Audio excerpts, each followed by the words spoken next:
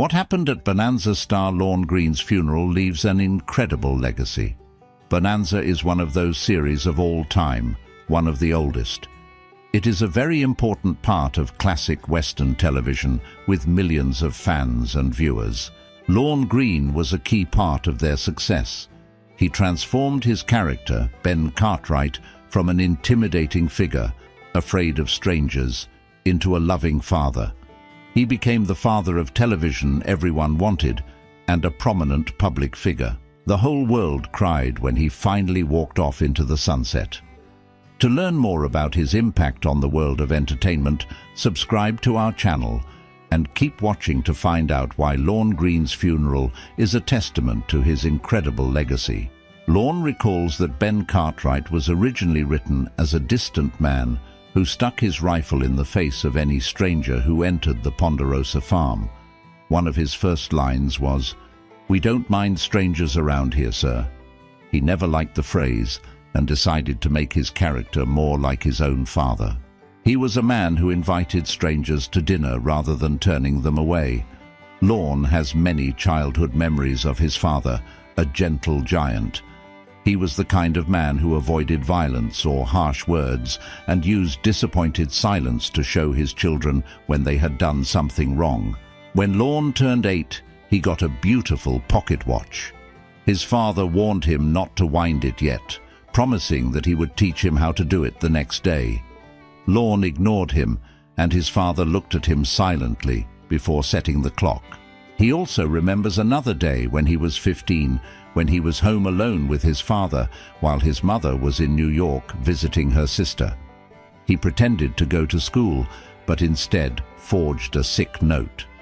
His father offered to have lunch with him, giving him the opportunity to confess. So he took him back to school and the truth came out. But once again, his father remained silent. Lorne knew he wanted to be an actor after seeing those his father invited to his home. He wanted to go to Queen's University and study chemical engineering, although he chose the university for its theatre program. He didn't know what to do next and called his father. He made the 100-mile trip to meet his son there. Another moment of silence helped Lorne feel safe enough to follow his dreams. He realized he had a talent for radio while at Queen's University. He worked at the Drama Guild and the campus radio station CFRC.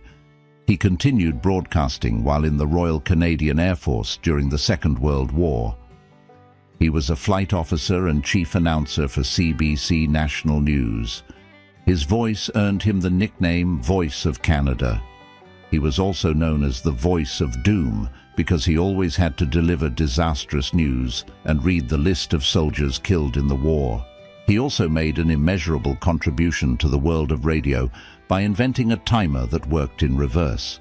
It would later be known as the countdown clock and helped announcers know how much time they had left.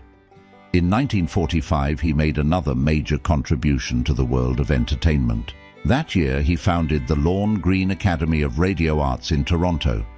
90% of its 381 students found work in industry.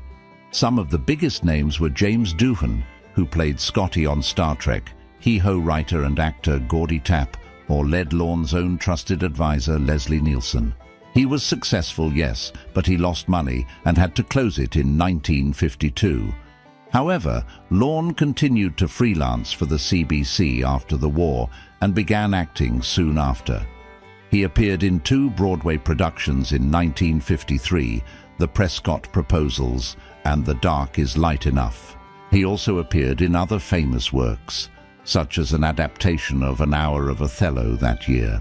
Lorne made his Hollywood debut in 1954's The Silver Chalice. He appeared on television several times after that, including 1957's Sailor of Fortune, an episode of You Are There in 1955, and a role as a prosecutor in Pay It on Place. Lorne's career changed completely in 1959 when, aged 44, he landed the role of Ben Cartwright in Bonanza. Producers became interested in him when they saw him in an episode of Wagon Train called The Vivian Carter Story. They were about to cast him as Ben or Adam Cartwright, but Leslie Nielsen told him to play Ben, and he took her advice. He once threatened to leave the series after the first 16 episodes. He disliked the conflicted nature of his character. He convinced them to give Ben more depth and personality, and it worked. I was proud of the new direction and happy to stick with it while it lasted. Bonanza ran for 12 years and 14 seasons and was watched by more than 400 million viewers in 80 countries. It later entered syndication and made Lorne Greene a public symbol for generations. Lorne used his popularity as Ben Cartwright to promote his country and spoken word albums. He had a #1 single in 1964 with the spoken word ballad Ringo. The Ponderosa saga, inspired by the founding of the Bonanza farm, reached number 35. His later career never reached the same level of success. He played the title role in Grief from 1973 to 1974. He also played Commander Adama in Battlestar Galactica from 1978 to 1979 and was the only actor to appear in every episode of that series. Acting was Lorne's first love, but it wasn't his only one. He was also a wildlife enthusiast and presented Lorne Greene's Last of the Wild. He wrote a book called Lorne Greene's Book of Remarkable Animals and was president of the National Wildlife Foundation. Lorne Greene made a surprising amount of money during his time on Bonanza.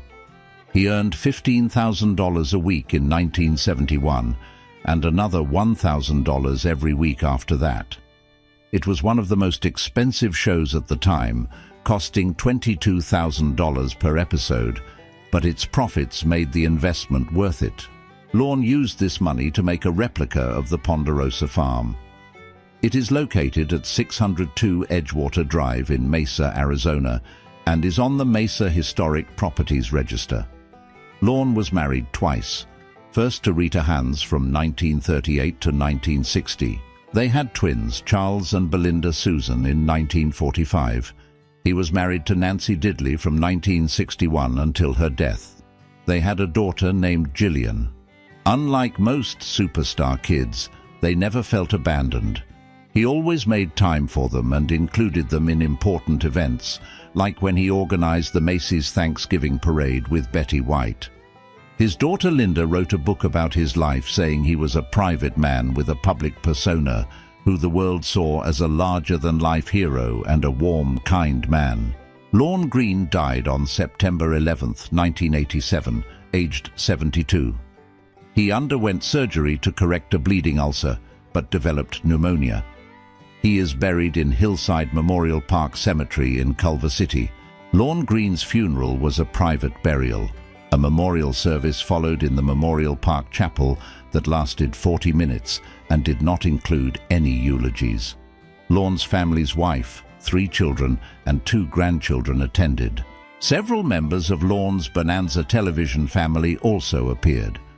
Among them, his television sons, Michael Landon and Pernell Roberts. Even the dog food team, Alpo, showed up to honor him. Lorne acted in several of their advertisements. Their family remembered them and thought it was wonderful to see them again after so long. There were so many friends and family who wanted to attend the funeral that not everyone could fit in the chapel.